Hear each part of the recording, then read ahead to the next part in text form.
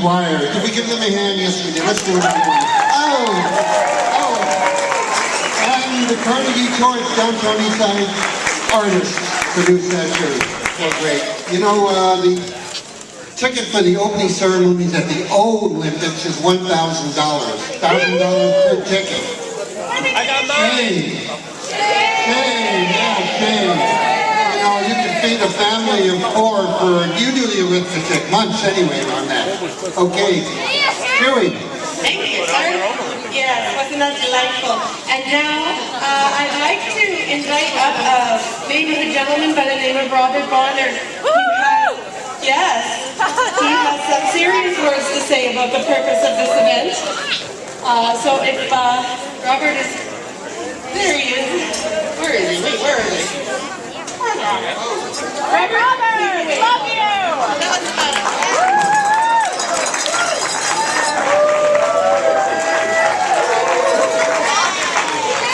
Time to say hello, everybody. Wow, big crowd.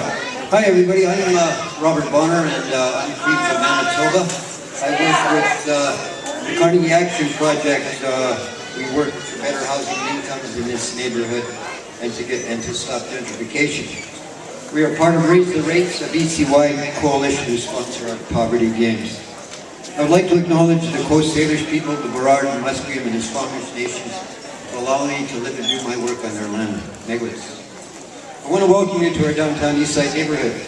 We care a lot about each other here and strive to improve things for all. I also want to say that this Poverty Olympics is dedicated to the memory of 3 volunteers from last year's Poverty Games who passed away last year. Guy, Bingo, and Hal.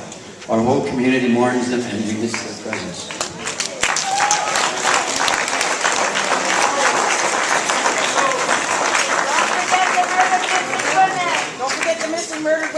Welcome to the downtown East Side, where in the 1930s, workers of all nations fought and worked for wages.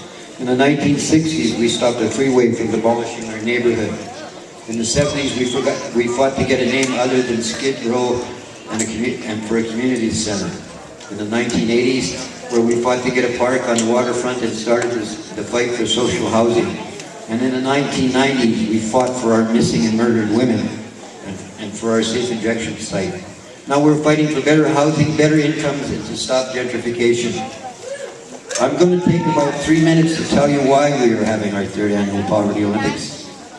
Canada is a very rich country, rich in land that was stolen from our Aboriginal people, rich in money and assets. Canadians had almost $5 trillion in personal wealth when the last wealth survey was done in 2005.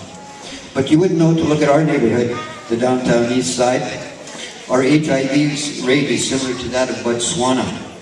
We have about 700 homeless people just in the downtown East Side and a couple 100,000 in Canada. Even though Aboriginal people make up only 2% of the population of Vancouver, we're 32% of the homeless. Nearly half of all homeless women in Vancouver are Aboriginal. Our province of British Columbia, which the Premier calls the best place on earth, has about 12,000 homeless people, the highest poverty rate in Canada, the highest child poverty rate in Canada 6 years in a row, the lowest minimum wage, and the highest cost of living in Canada. And here in Canada, this very wealthy country, poverty has twice the impact as all cancers combined on lost years of life and healthy living. If you're poor, you have about 10 fewer years of healthy living than if you were rich. Even though the colonial system has made my people the poorest in Canada, the Canadian government refused to sign the United Nations Declaration on the Rights of Indigenous Peoples. Here in the downtown East Side, people sleep in doorways. We crowd into the First United Church to sleep on hard pews and floors. We sleep in the crummiest housing in Canada, along with bed bugs, cockroaches, and rodents. Spending $178 million for a skating oval isn't very impressive when you're sleeping in a doorway. That money could build 890 brand new, desperately needed apartments. spending $1 billion for a highway to open up real estate profits between here and beyond Whistler to build 5,000 units of social housing, almost what we need in the downtown east side.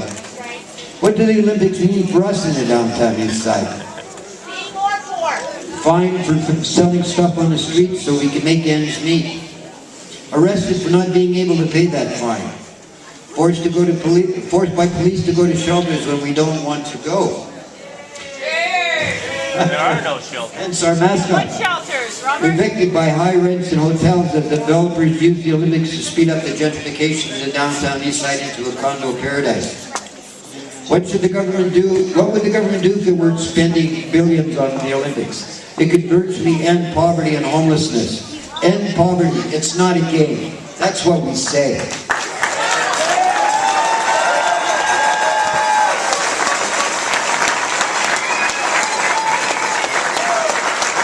So Canadian governments, take note. People around the world are watching you.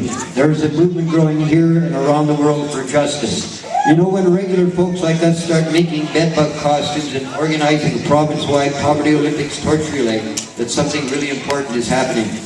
Welcome to the Poverty Olympics. Let the real Olympics, the Poverty Olympics, begin.